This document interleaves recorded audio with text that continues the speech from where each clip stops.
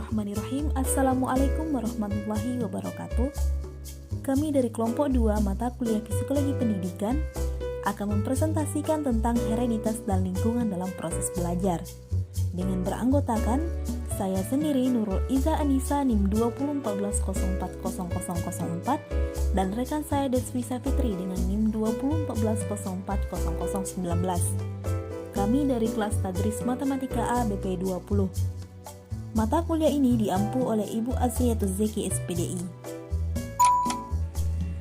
Pada materi kali ini, kita akan membahas beberapa submateri. Yang pertama, yaitu tentang pengertian hereditas. Kemudian yang kedua, pengaruh hereditas terhadap pertumbuhan dan perkembangan individu. Yang ketiga, yaitu pengertian lingkungan. Dan yang keempat adalah pengaruh lingkungan terhadap pertumbuhan dan perkembangan individu.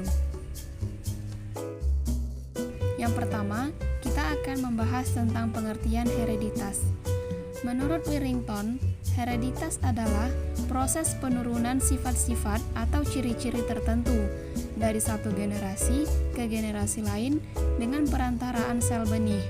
Pada dasarnya, yang diturunkan adalah struktur tubuh. Jadi, hereditas dalam hal ini dapat diartikan sebagai totalitas karakteristik individu yang diwariskan oleh orang tua kepada anaknya atau segala potensi, baik itu potensi fisik maupun psikis yang dimiliki individu sejak masa pembentukan pertumbuhan ovum oleh sperma sebagai warisan dari orang tua lewat gen. Dengan demikian, hereditas merupakan pewarisan atau pemindahan biologis, yaitu berupa karakteristik individu dari pihak orang tua kepada anaknya. Selanjutnya yang kedua, yaitu pengaruh hereditas terhadap pertumbuhan dan perkembangan individu. Adapun pengaruh hereditas di sini, yaitu antara lain yang pertama, bentuk tubuh dan warna kulit, kemudian ada sifat-sifat, ada intelijensi, bakat, dan penyakit. Nah, yang pertama yaitu bentuk tubuh dan warna kulit. Pengaruh turunan terhadap pertumbuhan jasmani anak. Bagaimanapun tingginya teknologi untuk mengubah bentuk dan warna kulit seseorang, namun faktor turunan tidak dapat diabaikan begitu saja. Kemudian yang kedua adalah sifat-sifat.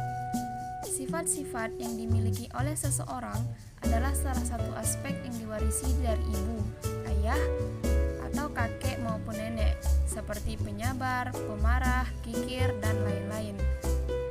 Selanjutnya yang ketiga adalah intelijensi. Intelijensi adalah kemampuan yang bersifat umum untuk mengadakan penyesuaian terhadap suatu situasi atau masalah, misalnya mengingat, memahami, berbahasa, dan sebagainya. Yang keempat adalah bakat. Bakat adalah kemampuan khusus yang menonjol di antara berbagai jenis kemampuan yang dimiliki oleh seseorang, seperti seni musik, matematika, bahasa, dan lain sebagainya. Dan yang terakhir adalah penyakit. Penyakit yang dibawa sejak lahir akan terus mempengaruhi pertumbuhan dan perkembangan jasmani dan rohani anak. Nah, itulah 5 faktor yang mempengaruhi pertumbuhan dan perkembangan individu. Selanjutnya yang ketiga adalah pengertian lingkungan. Lingkungan secara etimologis berasal dari kata bahasa Inggris yaitu environment, yang artinya bulatan yang melingkari. Lingkungan secara etimologis adalah segala sesuatu yang ada di luar individu. Pengertian lingkungan menurut Kamus Besar Bahasa Indonesia mencakup beberapa hal.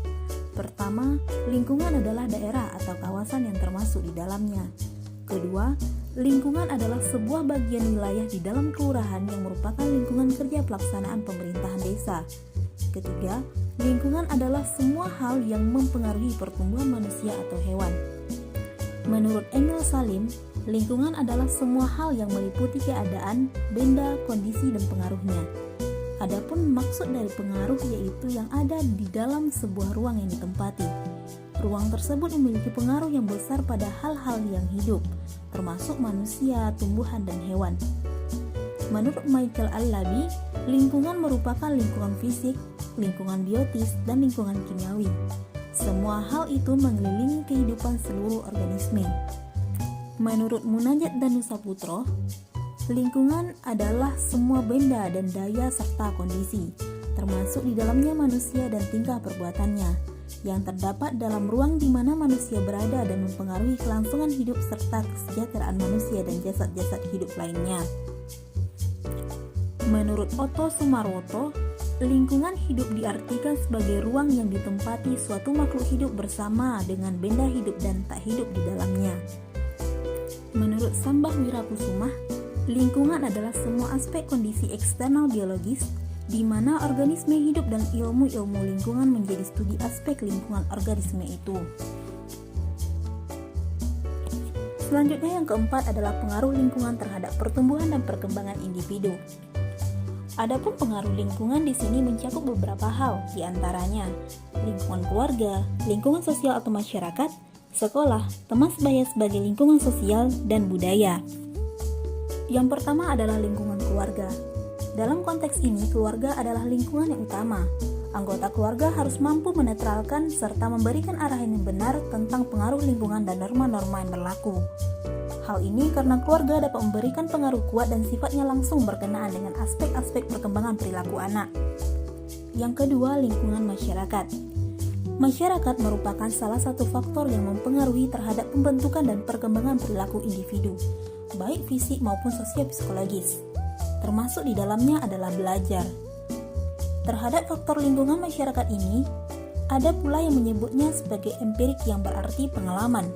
Karena dengan lingkungan, masyarakat itu individu mulai mengalami dan mengecap alam sekitarnya. Manusia tidak bisa melepaskan diri secara mutlak dari pengaruh lingkungan masyarakat itu, karena lingkungan itu senantiasa tersedia di sekitarnya. Ketiga, sekolah.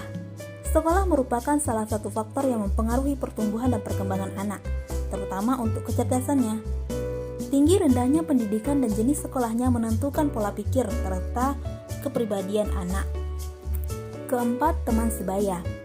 Kelompok teman sebaya akan memungkinkan individu untuk saling berinteraksi, bergaul dan memberikan semangat serta motivasi terhadap teman sebaya yang lain secara emosional.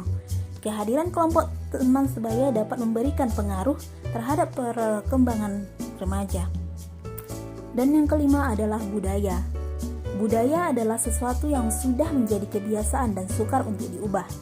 Budaya yang ditetapkan di dalam keluarga sangat berpengaruh kepada perkembangan anak. Perkembangan biasanya terjadi secara bertahap dan saling berhubungan.